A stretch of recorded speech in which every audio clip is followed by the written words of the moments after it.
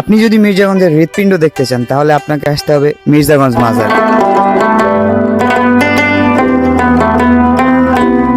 মির্জাগঞ্জের যত আওয়াজ, যত কোলাহল সবকিছু থেমে গেছে এই পবিত্র স্থানে এসে।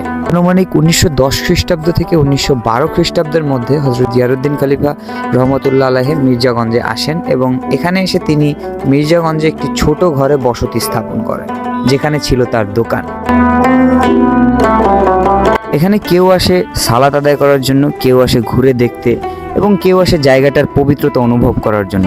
শুধুমাত্র মুসলমানরা নয়, এখানে হিন্দু ধর্মাবলম্বীরাও আসে জায়গাটার পবিত্রতা অনুভব করার জন্য। হযরত জিয়াউদ্দিন খলিফা সাহেব রহমতুল্লাহ আলাইহির মাজারের অন্যতম একটি চমৎকার বিষয় হলো দোকানদারবিহীন দোকান।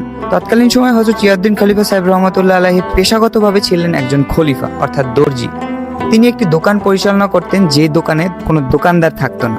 আপনি আপনার প্রয়োজনীয় পণ্যটি নেবেন এবং জায়গা মতো পণ্যের মূল্যটি পরিশোধ করে যাবেন। এই সবকিছু মিলিয়ে মির্জাগঞ্জ মাজার হয়ে উঠেছে একটি পবিত্রতম জায়গা, আর তাই